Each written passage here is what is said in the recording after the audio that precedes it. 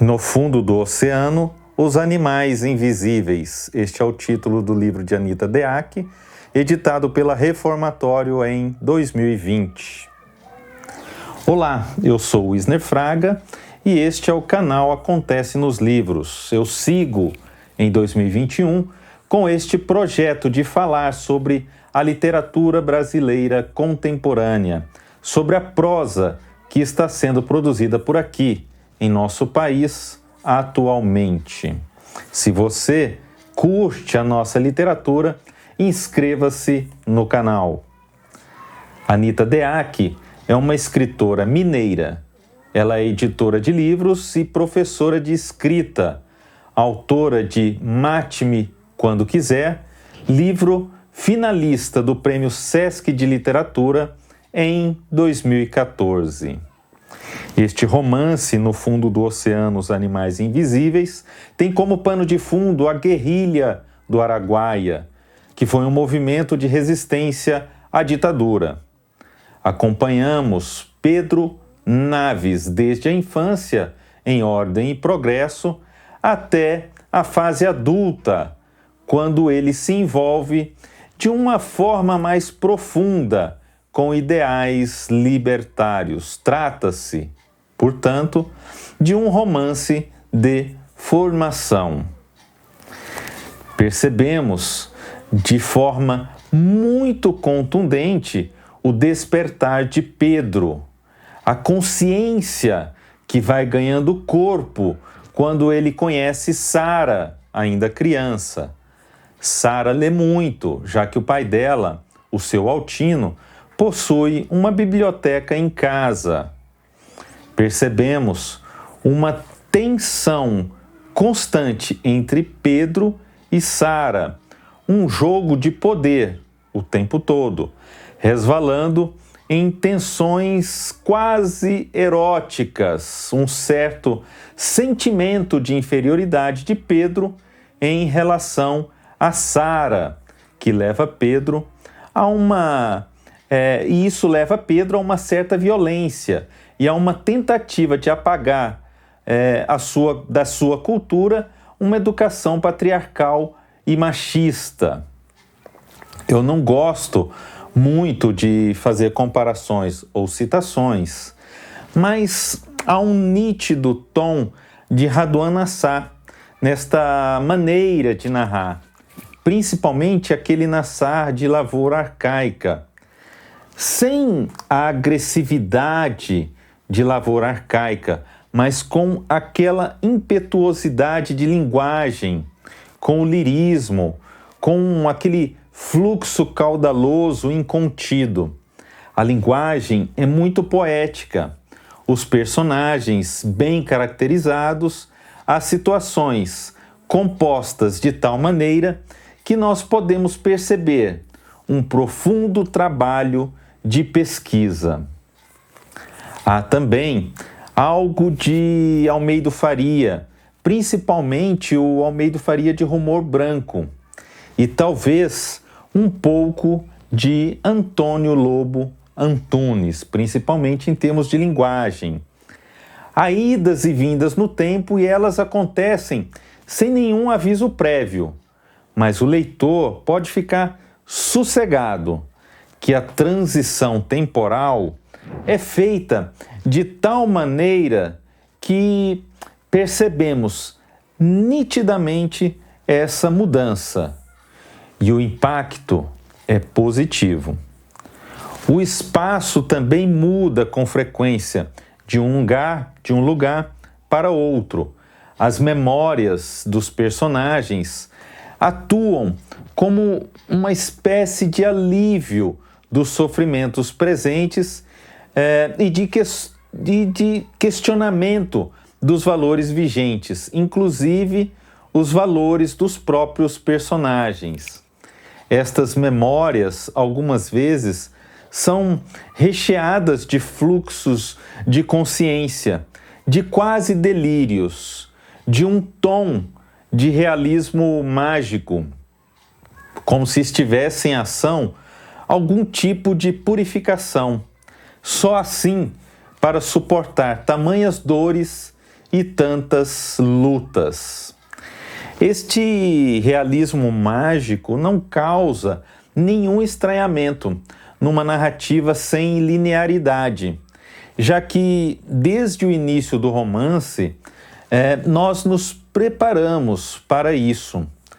Quando aparece a personagem Anaí, que junto com a mãe prepara poções e outros encantamentos para Nilce, a mãe de Pedro. Há algo de bucólico também que perpassa o livro todo, desde a infância de Pedro, em Ordem e Progresso, até a ligação dos guerrilheiros com a mata, mais à frente na trama. É possível notarmos o respeito à natureza, sobretudo quando é descrita a forma com que os guerrilheiros se aproveitam da selva para se protegerem. Outro destaque é a forma com que a escritora brinca com os diferentes narradores, subvertendo as funções tradicionais que a teoria literária dá a eles. Assim, nós temos em determinados momentos a narração em primeira pessoa, principalmente na voz de Pedro, mas também a narração em terceira pessoa, mas com um narrador onisciente que questiona aquilo que vê, que julga os personagens, que interpreta e que às vezes decide. Anita usa de diversas técnicas narrativas, como diário, anotações, e o interessante é que essas anotações aparecem no livro com a letra de um manuscrito, a letra de uma pessoa. Lembranças, fluxos de consciência. Isso dá à trama um pouco de um caráter onírico, tirando, de certa forma, o peso da violência dos fatos, mas dando outros pesos, como o da inevitabilidade, o da condescendência, o da luta interminável. Aliás, a compreensão da importância da ancestralidade e da necessidade de se respeitar o tempo é uma lição poderosa deste romance, e nós devemos aprender essa lição. Esse estilo caudaloso, potente de Anita faz deste romance uma obra bonita, profunda, que vai, com certeza, arrebatar o leitor já nas primeiras páginas. Como toda obra de arte, este romance de Anita Deac busca a transgressão, busca subverter os ensinamentos de nossos mestres, dando um novo significado a antigas lições, construindo com isso um estilo próprio, vigoroso, que certamente vai permanecer na memória do leitor muito tempo após a leitura desta obra.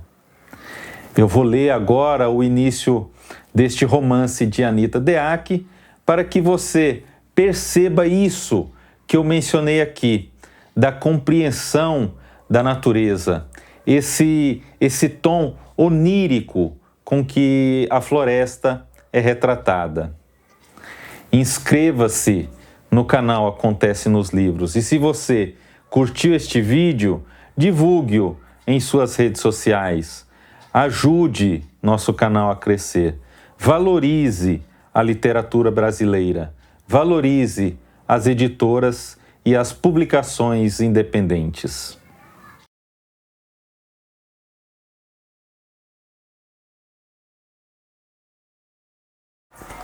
Prelúdio.